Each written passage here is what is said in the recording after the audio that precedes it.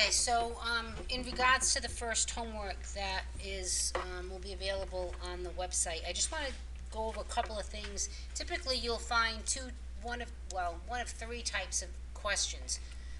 Question that you just have to answer the question. Obviously, just type your answer. But the other two might say to explain or provide a list of the steps used to complete a task. Okay, if the question asks you to explain something or to and these instructions are provided on the first page of the assignment, but I just like to reinforce it by going over it with you because my experience in the many years that I'm teaching is that people don't read the instructions. So I'm just giving you the heads up. The instructions are there. Please read them.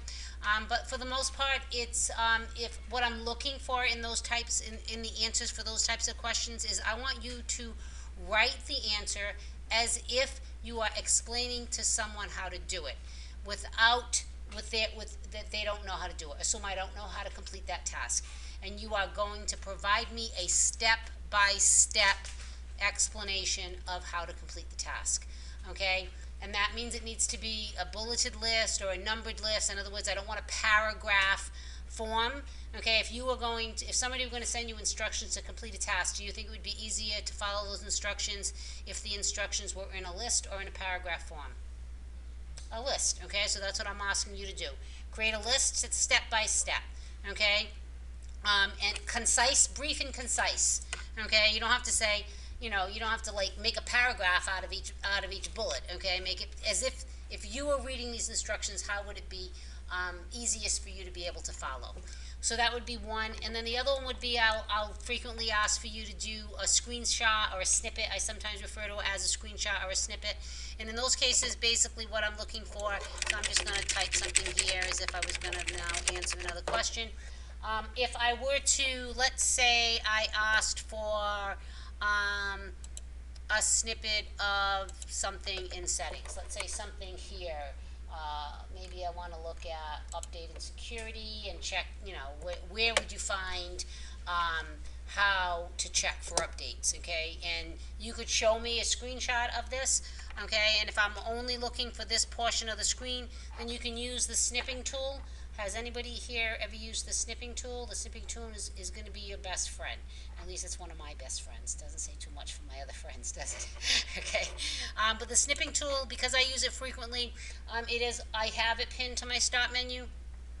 This is actually a tool that you'll see when I open it that Microsoft evidently is moving away from. They've created another tool called, we'll see what its name is in a second, that I haven't played with yet. I like the snipping tool, so I'm going to keep using it until they take it away. And it is a way that you can simply take and draw. So you can see here it's called snip. The snipping tool is moving. Try snip and sketch. Okay. I did open it once way back, and I thought, oh, this is kind of cool, but I'll stick with my snipping tool for now. So once you open this, you can, and you can minimize that to not see it anymore, but you can click on New. The mode that I have this set to is rectangular. I think that's the default. I might be wrong. But if I click on New, you'll notice what happens to my screen. The background kind of dims. Notice my mouse is now a cross. Now anything that if I actually wanted to take an image of that, I would just drag and drop over that. Okay? And what that did is it took that portion of the screen that I drew over, and it put an image of it within the snipping tool. Okay? At this point, what I would ask you to do is, if I've asked you a question, maybe when was your update last checked? Okay? And I wanted you to if I say highlight the answer, then I do want you to highlight the answer on that screenshot. Okay? So again, highlighting the answer within the snipping tool will be easier than trying to highlight the image, that portion of the image, once you're in the word processor. It's just easier to do it here. Once you've done that, I don't want you to save this image. I just want you to copy it from within this interface by clicking on the copy button. Okay, and then go into, say, your word processor. and paste, however you want to paste. Control V I'll use to paste. I paste my image at the point in the document where I'm using it to answer the question. Okay? If you want to be able to drag and drop this image more easily, then you can go to either the picture tools bar. I tend to still come up this way. They got this, the newer versions of Windows has this new little pop-up, the layout options pops up on the right. But if you don't have that, if you have an older version of Windows, then you can click on the picture tools here and notice that one of these options is wrap text. The default is inline with text, which makes it very difficult to drag and drop that image from within your word processor to another spot in your word processor. You can play with any of these others. I tend to use typed. And then now notice that I can very easily drag and drop that image to wherever I want to plop it to answer that question. Okay, so your images that I've asked for need to be a snippet. In other words, if I've asked you for a setting of something, I don't want you to take a full screen desktop, a full screen shot of your desktop. Okay, if I've asked you, let's say I do WinVer here, okay, I don't want you to do an entire image of your desktop to give me that screenshot, just the snippet, just that image. There are other ways you can do it, but to me the snipping tool is just the fastest way to take just the portion of the screen that you want to copy and paste it in. I do not want full desktops. I do not want you to go into the snipping tool and save the image and then insert the image into your word processor. You can do it that way, but first of all, it's way more steps than necessary. Second of all, it's going to generate a file size. Remember, you're emailing me this, guys. You're emailing me this file. So you don't want a file that's enormous in size.